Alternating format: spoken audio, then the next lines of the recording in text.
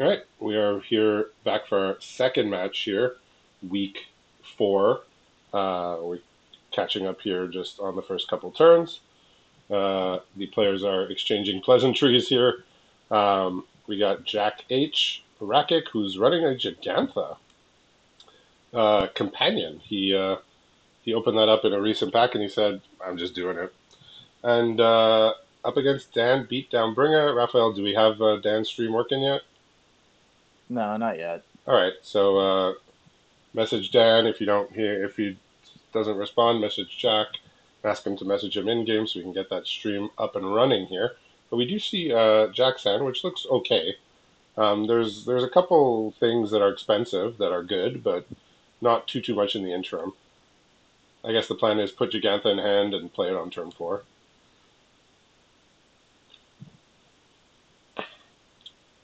So yeah, both of these players are well, they have an equal amount of wins, but not an equal amount of losses. So Jack has he's at 10-9, so he has 9 packs to work with. Dan is 10-5, only 5 packs to work with. So more cards here for Jack. We'll see if that's gonna help him out. Well, he's going to need it. The lights have been turned back on, so we can kind of see what's going on this end. Okay. Dan's got 3 lands in hand. Give me 1 second. Yeah. We got what is it? 2 swamps, a forest, a Finewood Armadillo, Okay. There's a reanimate. and make your own luck and a fractured identity. Okay, so he's So as long as playing. it's I see 4 colors, 5 colors, something like that. roughly, it's basically what he was playing, I believe, a week or two. The last time we saw him. Yeah, we saw in week 2 he was playing this sort of value multicolor deck. Just playing as many of his best cards. I know that's how he likes to build his deck. He's like, how many of the most powerful cards can I get in? I'll figure out the mana. We'll make it work, but I want to play the most powerful cards, the most highest number of powerful cards that I can. Which Yeah, I is, mean, this looks really good because he can just fractured identity Jengatha if he wants. Yep, he's gonna do it. yeah, and I know that Love it. I think he was the one he helped build your deck at the beginning, right? Yep. And he was kind the of built your creator. deck with the same idea, just play as many powerful cards as you could. And I know you were sort of like it wasn't your comfort zone, right? Just playing like 4 color all over the place type of deck, but it worked for a bit, right? I wouldn't say it's the comfort zone. What I'm really surprised at what Dan's able to do is make a deck and make the mana consistent. Like that's what I was most surprised about because me and Dan ran a ton of practice Okay. matches, and almost every match the mana was just consistent. Even in Dan's own deck, you're seeing a lot of consistency. Every once in a while, you might have to take them all, but the strength in these decks alone is really able to catch back up. Since aggro isn't really too much of a thing, we don't see like very often, and with the amount of packs that we're able to get, you'll have the removal to answer the low threats your opponent's playing.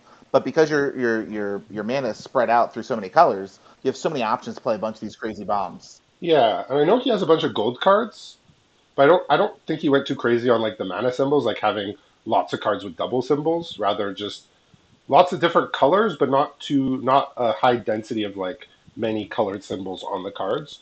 So at least giving him the highest chance to cast most of them, I believe. So here comes Yeah, honestly, Contagion Engine, which has the very strange interaction of removing a +1 counter from the River Herald guide. So it can't actually proliferate a -1 counter on it. ooh, Yeah, okay. so +1 and -1 counters, they cancel each other out. A card cannot have both on it at the same time. So a bit of a strange Interesting. interaction there.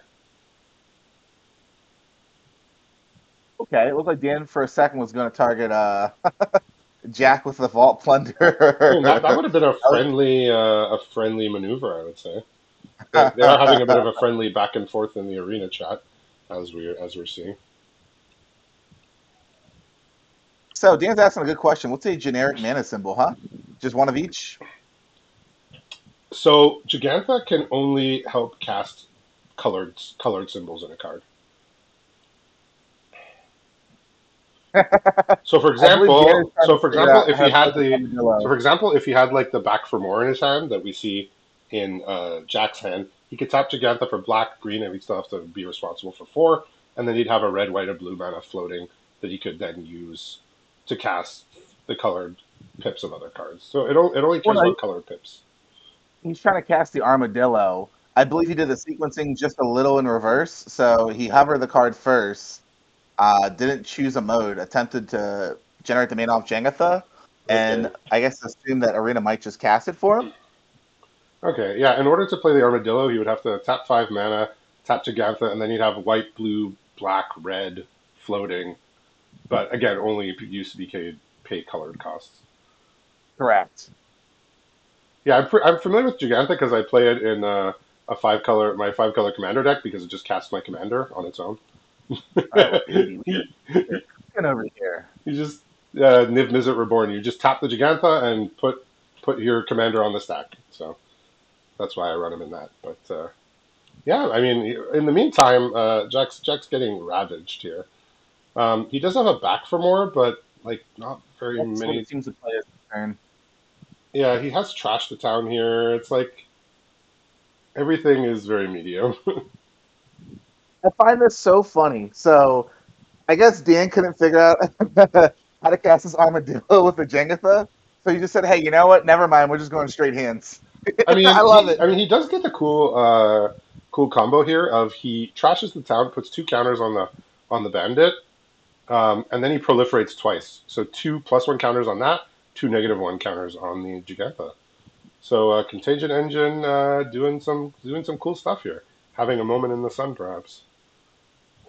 Yeah, this Armadillo might just come to end Jack's career, though. At least for the first game. Yeah, he has a Fierce Retribution that he could get it while it's attacking for 2+3, so 5. But there's 2 other creatures coming in and everything's lethal. So we may be packing it in here. He has a Rutstein he can play. Let's see. If he were to hold back, it's going to cost 5 mana altogether to get rid of this Armadillo with One, the two. remainder of 3. I only have yeah. It's 4.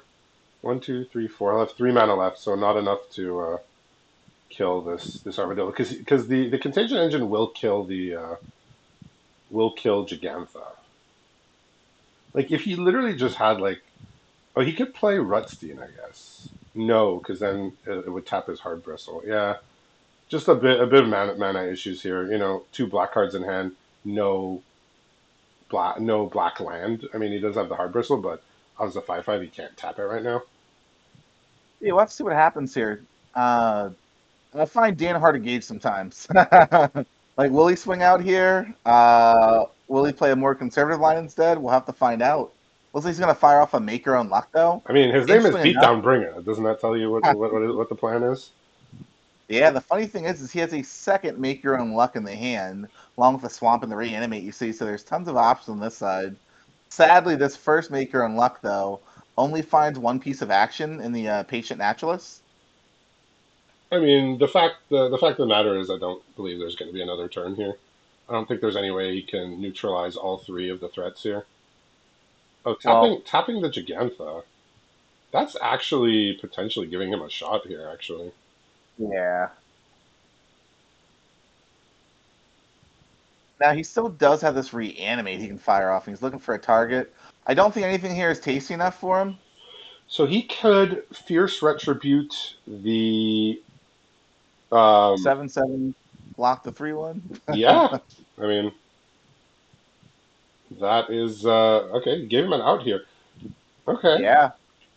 I mean he respected the 1, 2, 3, 4, 5, 6 lands plus hard bristle being untapped, but 3 creatures all being lethal. There's he needs to have 2 things, right?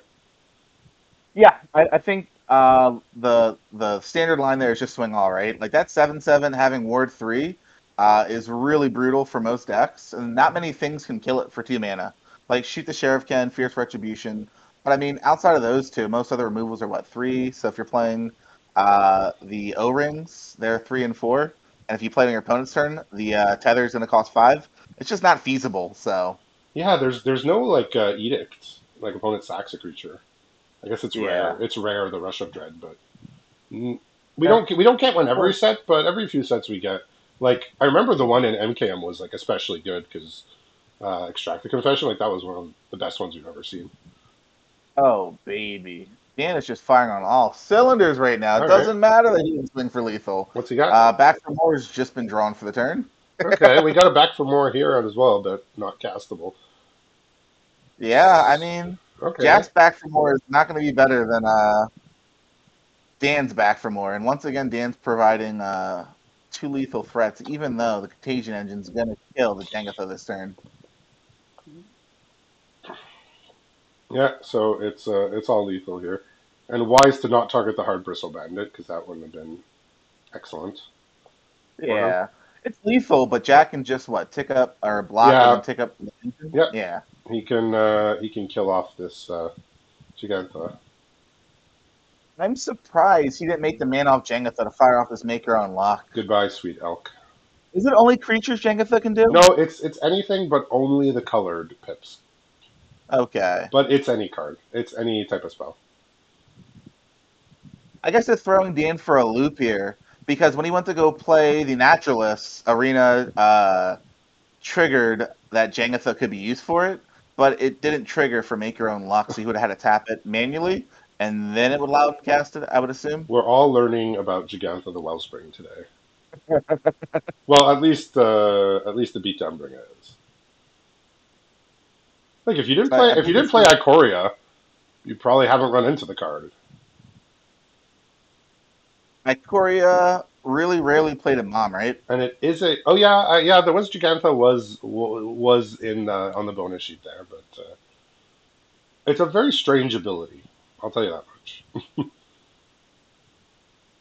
All right, Make Your Own Luck number 2. Tap the mana specifically to find certain What cards. in tarnation, he Uh, says. it's not bad, but it's not wonderful. I mean, like Simian Simulacrum, Blood Hustler, and another Naturalist. Yeah, So at the very least, the Simulacrum can grow this Armadillo, so Jack's going to be forced to double block. Jack is he's alive here. He's drawing just what he needs to stay alive. It seems. Oh, okay. This deck makes so much more sense to me. So Dan named the deck Lila something, and I'm now realizing with all these two-colored pips, this is so the Mm. cards can be replotted. Okay, I see what you're brewing here, Dan. I'm in for The it. undefeated slick shot, Lila. Yes. Yeah. Normally, I just played on my blue red deck, and once in a blue moon, I get to plot a slick sequence or a hypothesisal. But if you got fracture identity and back for more, now we're cooking. Okay, okay. Dan now, wants to go now, live now we're here. cooking.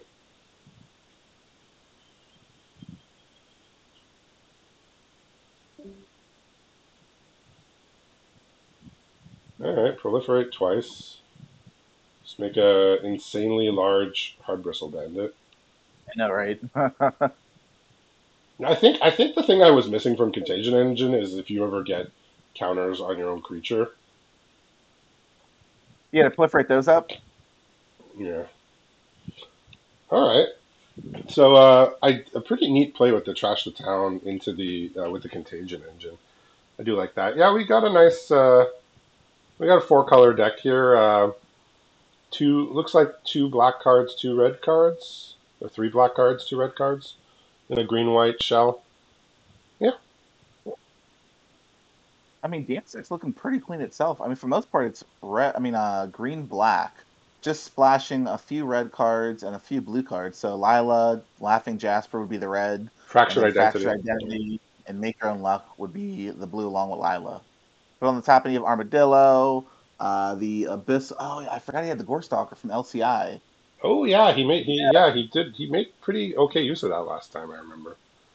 Yeah, and one of the cooler cards I'm seeing here that I absolutely love is Namada from Dominaria United. Okay, so green black base with a bunch of splashes, but like he hasn't gone crazy playing like double blue spells in his deck or whatever, right?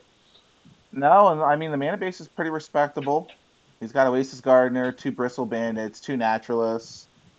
I do see a sword all the way down, drug off the screen though. So Wealth sword of is, power. Yeah, yeah, the sword is in the deck that's a nice also. one. We saw you make good use of that in a future match. Yeah, I mean it's when it goes off, Yeah, right? I mean just getting +2 and +2 on things is pretty nice also, and not being able to be targeted by a spell or a sorcery. yeah. Or So like by sorry. week four, I don't think the issue is how good is your fixing. The issue is like what cards do you have to splash.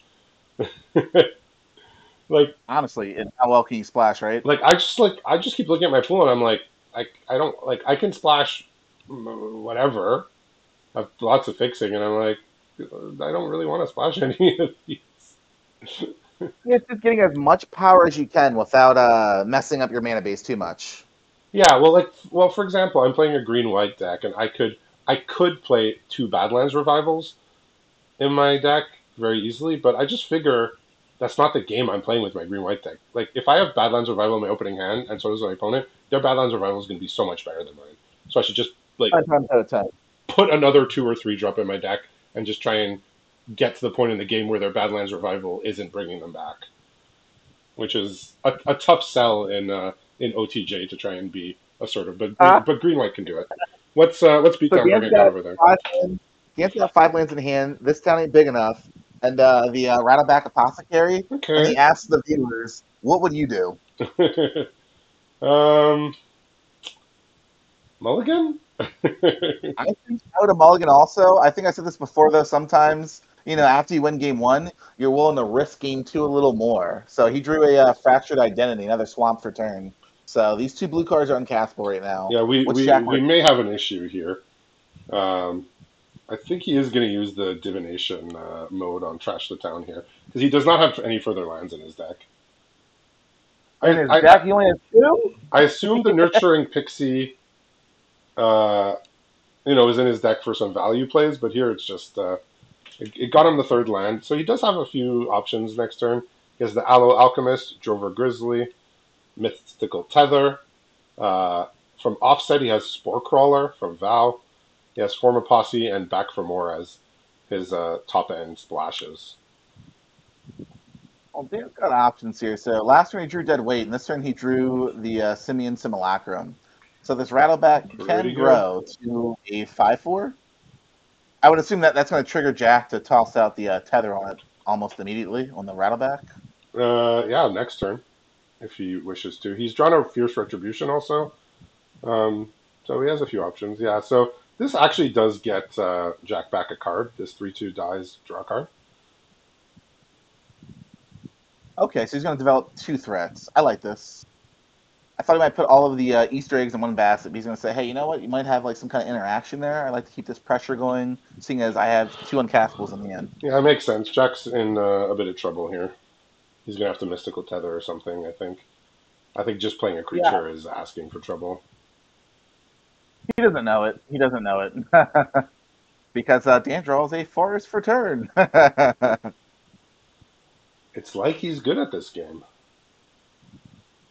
Yeah, I mean, having 3 lands and two uncastables, this apothecary is gonna have to do a lot of work, working some overtime here. Yeah, not too much thinking for Jack here. It's like draw a land, do stuff. Not draw a land, do worse stuff. Like he's playing his hard bristle bandit now to like get him to his next land drop. So it's looking like a struggle here, but he's gonna fight till the end, Well, I believe the struggle just ended for Dan with his Lush Oasis drawn. So and it's a crime. Some angry pastry emote there. No land. So the options here would probably be not sure actually. Yeah, he can only really play one thing. Omen Port, move Jengatha over to the hand. He doesn't have 3 mana to do that. Oh, baby, he's shown up. It's Namada. Oh, yeah. If I remember all the text on that one, I believe when your opponent's creatures die, you get a 1/1 instead, and they get exiled, and then you can sack Well, one Dan's gonna do ones something to fun. you can sack Dan says, one "I ones hope to this do works." stuff. Yes, I'm curious what Dan's about to do here, though. He said, "I hope this works."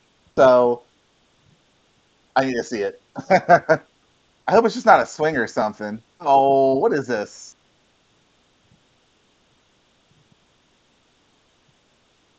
I mean, either way, I'm into it. Either way, I'm into it. I I wonder mean, if he might. Jack is sitting here with his Fierce Retribution and saying, "I kind of have to kill Namada with this, don't I?" Right? Now, Dan does have this town ain't big enough though to save one of these creatures. We'll see if Jack decides he wants to throw this off. With all the cards in his hand, the Fierce Retribution is his only current form of interaction. Yeah. So I think he's probably going to try and save it for the Nemata. It's And that a little more threatening. that's gonna feel so brutal because Dan's still just gonna have this town ain't big enough. Yeah, he's just gonna pull the trigger here. He says, "I can't solve all the problems, but I'll start by solving the one that's attacking me when I'm at Ooh. 10." You thinking about grabbing the simulacrum back? I would just bounce the hard bristle bandit very very easily. Huh. Just sets him back on Interesting. mana. It's like bouncing a land basically. I think so too. This is very Huh. interesting. Okay. The beatdown bringer is he's privy to some knowledge that we aren't, which is the intimate knowledge of his deck and exactly how he wants to win the game. Yeah, fractured identity only hits creatures, right? No, it's fractured identity will hit anything. So I guess he doesn't care because he can always swing and then fracture identity the tether. Oh my Okay, I gosh. like this. I like this. Fracturing identity a tether is that is cruelty to the highest degree. Yeah, you see, I thought he only had. He No, he's needs gonna he go needs a different line. white source though, right? Well, he'll be fine here. Ha! He's probably thinking, what the hell is this? I don't He, know what to take.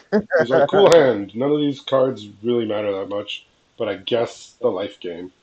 I'd be like taking the life gain probably. I think the I Spinewoods. don't. I don't know if he cares that much, honestly.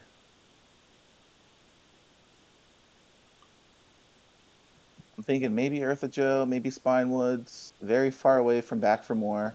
Thunder Lasso Lasso is doesn't just matter. not going to be doing too much right now.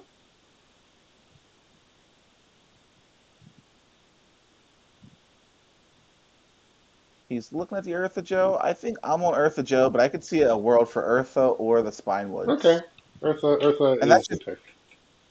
it's only because the Paladin is still 2 turns away. Well, if he draws a land, he gets to play it. But Yeah. like Dan's running low on cards here. I mean, we know about the fractured identity, but it's not castable yet. And we get a land, but it's an evolving wilds. So no paladin this turn.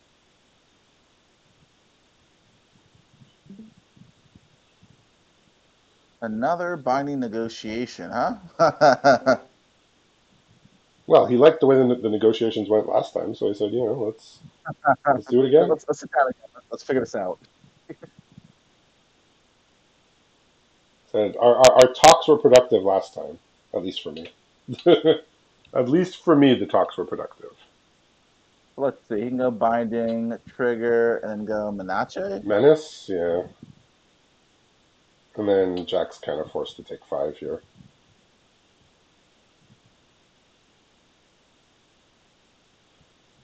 Does he take the life gain now Now, here's the interesting or the thing, pack though. for I more? think, yeah, I think you might want back for more of the life gain.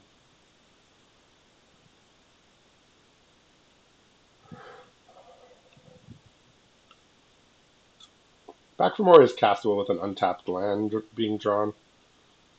Spinewoods is castable no matter what. Interesting. He's looking at form of posse here. Okay. I guess he's just double checking, looking at the board, looking back at the hand, kind of like playing out the next few turns. It says, you know what, form of posse, Okay. gone. Interesting. I guess he says I can handle one thing, one big thing, but I don't want him to put I don't want him to make a wide board of stuff. I mean, this is probably the best outcome for him. So he gets rid of both these creatures. If Jack plays the 5/4, he can always fracture identity it. Well, he could fracture identity the mystical tether. Yes, yes, that's probably even better. Yes. What am I talking about? He I keep gets forgetting back the his things like Namada and tether. still gets to exile. And make sure it's not a back for more like target, which I like. Yeah. So there is a voracious varmint being drawn here. All right. That's gonna be a little brutal. All right. So here comes the paladin. He's at 11 here. It's like there's he's crawling his way back in here. You know what? I'm insane. I don't know why I keep saying fracture identity can be cast. He's missing the white for it. No, What am I no, talking he's been about? missing the white for a while. We're just Yeah. we're just theorizing on what might happen when he draws the white. I was speaking about it like he had all the mana for it. I just realized just now he doesn't have white. All right, so here comes the Thunder Lasso is getting cast here.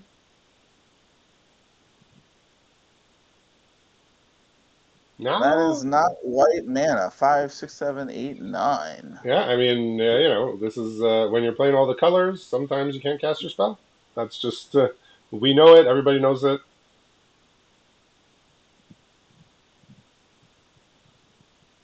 So interesting card here drawn for Jack. Kind of a deep cut from Amonkhet the Hope Tender. It's it's a very finicky ramp card. Yeah, we're Uh, gonna see one of the downfalls to trying to get all the power. Sometimes, you just don't have what you need to cast what you want to cast. yeah, so yeah, I'm interested. The binding negotiations, the cards that were taken were. I mean, look, I'm sure he knew he figured out what he wanted to get rid of, but like I'm looking at Paladin and saying this is how he gets back in the game. You know? Well, I mean, he still has back for more though, right? Like he just cast Paladin naturally. If anything, if he didn't hit that land there, he would have just plotted the Paladin anyway, which is like taking a turn off. And I think I can respect that. Eartha Joe was an immediate play that same turn. Well, here's the thing: if he plots the Spinewoods, then Dan draws his other binding. He can binding the plotted card as well. You were absolutely not wrong. But I mean, he took Eartha Joe first, Yeah, and then didn't Jack something else, and then he took the form of Posse yeah, he next. took the form of Posse. Yeah, yeah. Yeah, I'm just wondering if form of Posse is the card to get him back in the game. I feel like the big body plus the 3 life is more of a comeback card. I think the hope was get something on board. You're at 20, so you have tons, like at least 2 or 3 turns with the way the board state was. Yeah, Either draw the white so you can get the big blowout play with the Namada and the Mythical Tether but before the Varmint came on the field, though. but what I wonder is how many untapped white sources does he have in his deck? Like how many outs does he have to cast his Fractured Identity From like what I'm right then seeing, it and looks there? like two. There might be a third. Yeah, so he was drawing Well, pretty low. Like there was probably a bunch of cards that could have got him the white the next turn, whether it's like a hard bristle bandit or a tap land. yeah. So he was still like probably even when he draws a white source, potentially not even able to cast it that turn. So any time he would have been able to cast it though, it would have just been a complete insane blowout. But I want it to was not to see be. what this deck is called. Oh, okay. All right. So Jack's Dan says, fuck it, we ball. so Jack at a record of 10-9 has called his deck top 8 or bust. So we'll see. I mean, It's that hard. sounds like a statistic to me. It's either 0% or 100%, right? Without commenting on the skill of any one player, making top 8 from a 10-9 position is extraordinarily difficult. Oh, no. You have to win above 90% of your remaining games. It's a tall order, but it can be done. Oh, Interestingly enough, Dan went things like from that have happened a before, just not very frequent. hand of 2 swamps and I believe 2 castables. There was like a Lila and like a green card in there to a mall. And Yeah. off the mall, it's the land you see on the field, swamp, forest, jagged barrens, deserts, do clear shot. Luckily, he drew an Oasis Gardener, but this hand leaves a lot to be desired. Okay, we got a bit of a very good draw here in the Hard Bristle Bandit, but I assume that's dying. Yes. So in hand for Jackie has just another forest as a land, and then a lot of the cards that we saw last game. So there's a Nurturing Pixie, Form of Posse, Eartha Joe, Honest Retstein, Getaway Glamour, and then the Hope Tender here. So in order to ramp with this card, you do actually need to exert it. Yeah, Dan's going to say no. Absolutely not. He said, "I don't know. I don't know what all this hope is all about. No hope for you." I was surprised. I guess Dan doesn't want Jack kind of getting ahead of him. He did draw a Make Your Own Luck, but if this Oasis Gardener dies, it's an uncastable. But Yeah, lucky for him, we're at a bit of an impasse here for Jack with 3 lands and only one castable card in his hand. Well, he has Getaway yeah. Glamour and Nurturing Pixie can both be cast. Oh baby, the hits don't stop. There's a Spinewood Paladin, a caustic Bronco, and a captivating cave off the You're top. sounding a little too excited there. It's almost like you put money on this man to win. I wish I put money on this, but I mean, Oh, it's exciting, when you see the powerful cards come. yeah, no. I mean, when you get to play a bunch of Oh cool, my powerful cards God. and it works, it's just beautiful. It's just like you wish you could just do it over and over again. This is just so disgusting. So, I mean, like, he can pretty much crap out most of the hand, and then he drew a Spinewood Armadillo for the turn. So that's going to be a wonderful follow-up for next turn. Yeah, So he has some Malacrum in hand. He can pump up either the Gardener, more than likely the Bronco. Yep. I mean, you want to get Bronco up. Yeah, Yeah. Bronco's normal issue is like, if it's not played on curve, normally, like, you get one draw if you're desperate, and that's it. But as a 4/4, And Dan said, I'm happy with my mana situation. Thank you, Oasis Gardener. You can go now. So here comes Selvala, which he does have two copies of. But I don't know if Selvala is gonna solve all of these problems that he's potentially facing down. I don't know either, but I can tell you it's probably going to live to see another day. Okay, well, Jack is gonna be happy with that. Yeah, Dan's It's, got options here. It's either swing the 5/4 and develop the Armadillo, 2/4, yeah, 6 mana in hand, or it's maybe Captivating Caves on the Bronco. Okay. I think I'm cool with this more conservative line.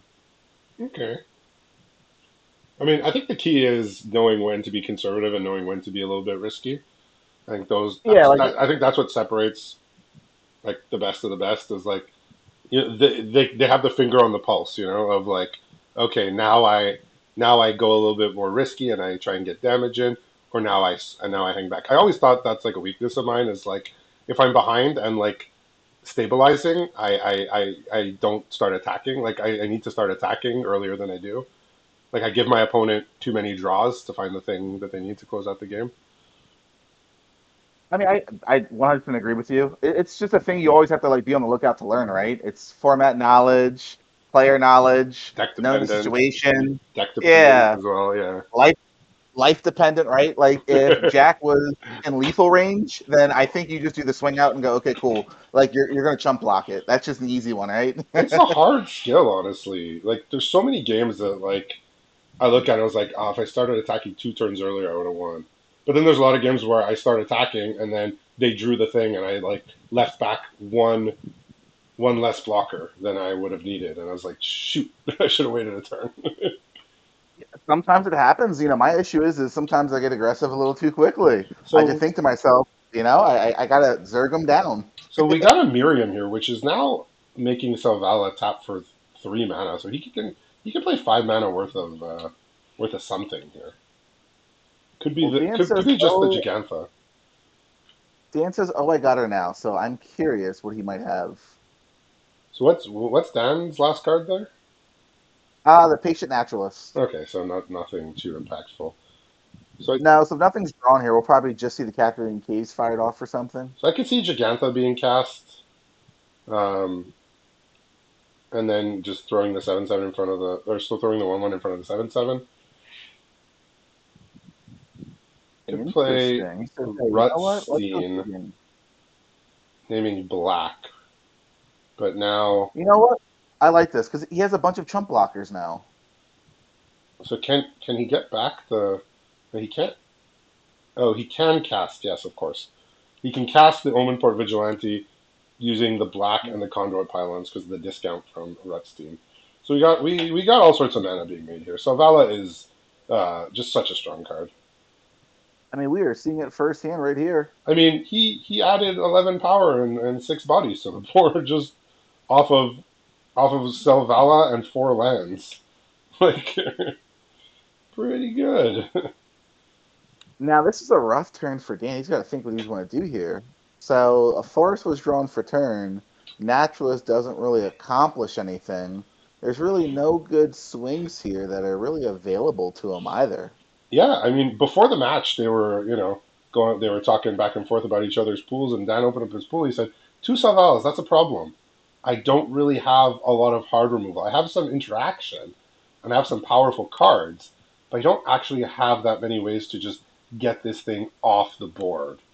And we're seeing what it can do. Right? He was stuck on mana. He was waiting for that fourth land. He got it, played the Selvala, untapped with it, and basically went insane. And he still has 5 cards back here, most of Yeah, which are going to have a good impact on this board. Gigantha, Getaway Glamour, Form of Posse, Eartha Joe, Nurturing Pixie. We'll see if he wants to pick up something, maybe the Rutstein. But okay, we're getting a couple of counters from the cave here. Seeing what he that's the could do. last thing you want to say. Okay, so he draws a land, so no damage done to Jack here, so no worries in that regard. Yeah, just making sure this thing dies is probably Jack's best option here. Yeah, he This is going to says stream you in the water. you can trade with 3 bodies. I got more where that's coming from. And there is so much mana about to be available for Jack. I Yep. mean, these mercenaries count as red for Zavala? Well, no. You choose a color and you add an amount equal to the different powers you have. Oh my gosh. Yeah, Bouncing it's not weapon? adding for the colors among permanents. It's adding for the amount of different powers. So like last turn, he tapped it for 3 black because he had 3 different colors or 3 different powers, and he chose black. This is so disgusting. Look, Zavala is a house. Like this is probably the best card he has in his pool. Just Yeah. I'm just gonna casually tap this to just cast the Gigantha for 4. Ooh, Yeah, not the back more. yeah. Now, do you, Dan needs one of his big impact spells, and we know he has a few. So he's not out of it yet, but it's the tide is turning. it's just lands in hand over here. Definitely just kind of screamed it out to sea. I'm not sure exactly what answer can get Dan out of the So situation. he's going to cast a Getaway Glamour. I assume blinking his Rutstein yet again.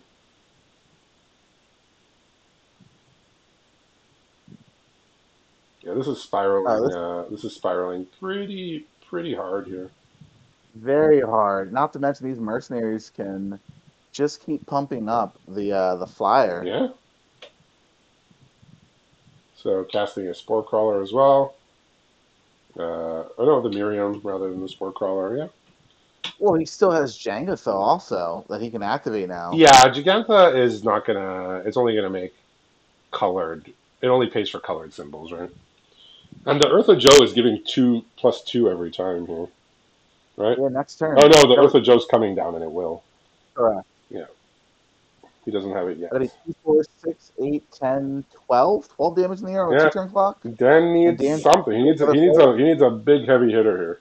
We know he has a few That's good cards. We've seen some heavy hitters, but yeah, and it just started with the Solvala, right? Like the hand was dodgy. Both of his mana accelerants were killed. He needed to wait quite a few turns before drawing the planes, but Solvala didn't get answered. That was sort of the make or break moment. On top with Solvala and do what we see him do. If he doesn't on top with the Solvala, he's he's probably not going to be able to cast his spells, right? Like he just didn't have the lands to do so. huh? Now he's drawn a Hollow Marauder, which I believe costs 4 mana. Yeah, this is This is more than likely the end. a I'm lot not of sure control Dan here. has any removal for this. We'll have to see it. It's going to take one crazy top deck to turn this game Dan's around. sitting here and he's saying, "This man has 4 more packs than me. Unfair. Why did I agree to this?"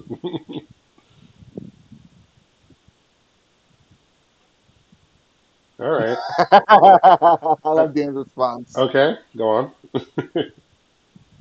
I see. Oh, yeah. That is an appropriate response, I would say. Yeah, Yeah. we're getting into one shot kill territory here with this with this little pixie. Plus, he has another flyer now to just end this turn. Uh, With all those mercenaries, this game is done. Not even like once again, Dan draws fractured identity, but he does not have the other piece to cast it. In fact, he doesn't have either piece. No blue, no white. Well, white, no blue. Dan seems to be cursing the design. Yeah, he was typing. I couldn't see his white mana all the way shifted over to the left. No, he does have a white mana here. I mean, this Zavala is like really putting on a show, and just goes to show, like, it's not one of the flashiest bombs in this format, but left unattended to do its own thing, it does kind of go off if you have like a hand of cards, and Jack just kind of perfect storm brewing, right? He was a little stuck on mana, so he had a hand filled with gas. Plays the Zavala and goes, "Okay, I hope you can't kill me." Dan wasn't able to kill the Zavala, and just kind of from I there, mean, like, the game just started I mean, like, spiraling out and of Jack control. played it in like sort of the worst case scenario, which is he had no creatures on board and only 4 lands. Right? Like normally you play it and you already have stuff on board, and then you untap and it taps for like 3 or 4 right away. But yeah, I mean, like Dan was mentioning before the match started, he said if the Selvala lives, it's a big problem for me, and we see it Oh, I turn did around the say game that. there. So congratulations to Jack on the win, and we'll be back a bit later with our last match of the week.